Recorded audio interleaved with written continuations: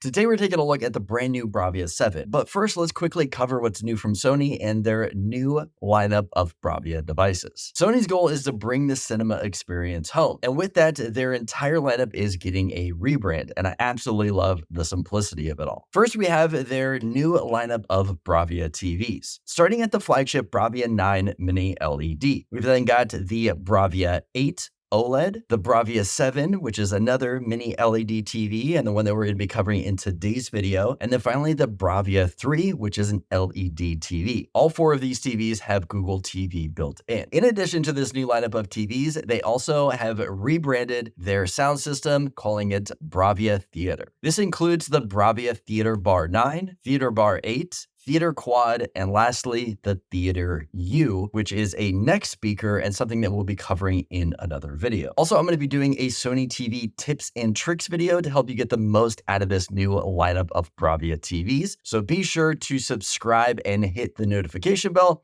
so you're notified when that one is released. But in this video today, we're going to be talking about the Bravia 7, which is going to be complemented by the Theater Bar 9, the SW5 subwoofer, and the RS5 rear speakers. Now, I do want to mention that Sony has sent all these products out for me to play around with, but this video is not sponsored, and they are seeing this video at the same time that you guys are. So with that said, let's dive into the hardware of what this TV offers. So looking at the back of the TV, the power cable is going to be on the left-hand side, or that would be the right-hand side if you're facing the TV. This might make a difference if your power plug is on a certain side of the wall. Now, on the other side of the TV are going to be all of the other input ports. On the top, we have two USB ports, an optical digital out with S center speaker input, four HDMI ports with port 3 and 4 being 4K 120, and 3 also being an eARC, which is going to be great for Dolby Atmos surround sound systems. Below that, we have got a LAN ports, a couple of remote ports, and then finally a cable/antenna jack. Internally, we have tri-band Wi-Fi. So that's going to cover the 2.4, 5 gigahertz, and 6 gigahertz bands, meaning that this is going to have Wi-Fi 6E built into the TV. Now, it does mention that this is only going to be available for US, Canada, Mexico, and the Dominican Republic. If you are outside of that, I am not sure what the Wi-Fi specifications are going to be. Also inside, we are going to have Bluetooth 5.3. There is a light sensor on the front that is going to control the screen brightness. And on the bottom center, we're going to have a switch to turn the Google Voice Assistant on and off, and then also a power/menu button, which I'll cover more on the tips and tricks video. Sony does make their TVs really easy to unbox and set up. The whole box lifts off and you're left with the TV sitting in a styrofoam base. There are two options for placing the stands at the bottom of the TV. We've got wide and narrow. This is a great feature in case you have a TV stand that's actually smaller than the TV itself. Also, each stand is height adjustable. So if you want to get the TV up a little bit higher to maybe fit a sound bar, you can do that too. You could also wall mount the TV, and this is what I ended up doing for my setup. Okay, so here is the remote. Nice and simple. It is not full of buttons, so it's easy to find everything that you need. We've got our TV button up here, which is pretty cool because you can actually program that to be anything that you want it to be. We've got our menu button, our input button, another menu button right here, back button, home button. We've got our voice assistant button right here. So hitting that will bring up the Google Voice Assistant, volume up and down, channel up and down. We've got mute. This is our settings button to quickly get into settings, play, pause, and then I believe this is either another menu. You know, I'm actually not sure what that one is. I'll display it right down here to pop up so you guys know what that one is right there. I got to look that one up. But we've got some nice quick launch buttons on here. We've got our Sony Picture Core, Netflix, Disney, Prime Video, Crunchyroll, which is Japanese anime. I guess I did have to look that up, and then also YouTube. Now with this remote right here, it does come with speckled blue paint on it, which is interesting. I do like though that it doesn't feel bumpy like they actually splattered on it. It's actually baked on there too. So it's still nice and smooth. I like that it is nice and flat on the bottom, so it's not rocking around like I've experienced with other remotes. Other than that, I mean, just a nice and basic, simple remote. All right, so now into some of the software of what this TV is actually offering. I mentioned earlier that this had Google TV built into it. And with that, you can watch all of your favorite shows on their streaming platforms. I played around with a bunch of different brands of TV, and I gotta say Google TV is by far my favorite one. It's the easiest to use. It's the most intuitive. You have all the apps there from the Google Play Store that you can install onto here. And I don't have to worry about things like, am I going to be able to install the NFL app to watch the NFL games this season? Or how about PBS Kids? All of that I can install on this TV with no worry at all. Another great thing about the Google TV is that you can Chromecast to it. So take any smartphone, tablet, anything that you have, you can set up that Chromecast and just send everything off to the TV to display it up there, controlling it all from your phone. As I mentioned earlier, we also have the Google Voice Assistant built into this too, and we have that dedicated button on the remote to talk to it. Personally, I don't like that, so I do turn mine off and I do mute that voice assistant, but if you like that, you got it built into the TV now. Some other cool things with the Google TV is that you can control your smart home and even view your home security cameras. Now, speaking of streaming platforms, Sony has their own streaming platform called Sony Picture Core. Now, this is a service that allows you to purchase Sony movies to stream at home. Now, with any of these new Bravia TVs that you pick up, you're going to get 5 free credits to purchase any of the movies on this platform. Unless you do the Bravia 9 flagship TV, with that one, you're going to get 10 credits. But with these credits, you can pick anything on there to purchase. Now, the benefit of viewing things on this platform right here is that you're going to get Pure Stream, which allows you to stream movies at 80 megabits per second. Now, in comparison, the max level that you can do with Netflix is only 25 megs. So you're going to get a much faster transfer speed, which is going to give you a lot higher quality of video and audio. This platform is also going to give us IMAX Enhanced, which will provide a wider view on the top and the bottom. If you have ever been to an IMAX movie, you may notice that it's not super wide and it's actually tall too. This is giving you extra footage on the top and the bottom, and that's something that you're going to be seeing on these TVs right here with that feature. And of course, it supports Dolby Atmos and DTS:X for movie theater level sound. A couple other great features with this TV, if you are an Apple user, is that the TV also supports Apple AirPlay and Apple HomeKit, so you can control your Apple smart home through this device. Now let's talk about the display itself. This being a mini LED TV means that it's going to be extra bright. So if you have a bright room, something with a lot of windows, you're really going to be taking great advantage of that TV. If your setup is a little bit darker, maybe you don't have a lot of windows, or maybe this is in a basement with no windows at all, you might want to look at the OLED. So the Bravia 8 TV, their OLED TV is going to have better black colors and is going to be better suited for dark rooms. With the mini LED display that we're getting here, it's definitely standing out in those big bright rooms. Overall, the display is absolutely fantastic on this TV. One thing that I've heard that mini LEDs struggle with is their black levels.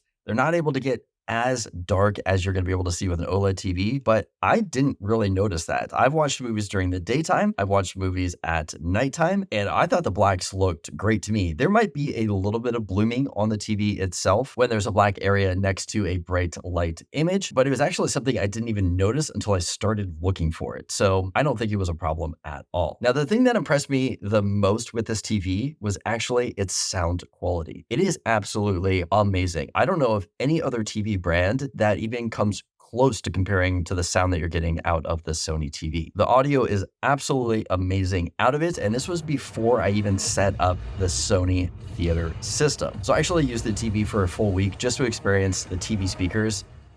Phenomenal. I highly recommend it. I don't even know if you need extra sound equipment, but if you are somebody who really wants to take advantage of a really nice soundbar, subwoofer, and rear speakers, then the Theater Bar 9 is the way to go. This thing is absolutely amazing. Looks fantastic. We have nice cloth all around it. On the back of the soundbar, we have HDMI in, and we have also HDMI out. Now, this is because this soundbar can be used as a pass-through. So if you have something maybe like a PlayStation 5, you're going to plug that into one of the ports on the back. The other port is going to be used to plug into the TV. So that way you can take advantage of the eARC on both of your devices. So my final thoughts on the TV, and I got to say, I'm having a bit of a hard time trying to find something that is wrong with this TV. It has one of the best pictures that I've seen out there. Maybe I'm not getting the intense blacks that I would out of an OLED TV, but then again, this is a separate style of TV. It's a mini LED TV that is more designed for very bright rooms like I have. So I do appreciate that and I like that. The sound is absolutely amazing. No other TV that I know of can produce this kind of sound out of any TV like it. So sound is top notch. I also love that Google TV is built into it. So I use this as my primary TV downstairs. I've got all of my apps set up where I need them to be. And then I'll go upstairs where I have an LG TV and I have to go through their LG Web OS system. And I get frustrated because it's not as intuitive. There's some apps I can't find on there. It's just not as easy to get around as it is on the Google TV. So not only we have Sony TV, picture and sound, but we've also got my favorite streaming service with the Google TV built into it. On top of that, I love the new rebranding naming wise. It just makes it a lot easier. And then also the the way they have designed the TVs and the sound system to just work more seamlessly with each other just seems like a perfect combination. The fact that the soundbar can sit perfectly between the legs of this TV, I think is fantastic. And if you want to set the legs up to be a lot narrower, it comes with feet, so that way it can raise itself up above the legs. It just kind of seems like all the teams got together and just designed just a fantastic unit. So, I mean, being a review video, I wish there was more negative I can say about it, but unfortunately, this is one of my favorite setups out there. And I think that if you guys purchase this too, you're not going to be disappointed. So if you want to purchase any of the new Sony Bravia stuff, take a look at the description. I will have links down there for everything. But let's say you pick up one of these TVs and you want to get the most out of it. That is what I will be talking about in my tips and tricks video. So when that comes out, it'll be listed right over here for you guys. Anyway, I hope this video is helpful. If so, give it a thumbs up. Let me know that you liked it. As always, don't forget to subscribe for more content like this, and I'll see you guys in the next video.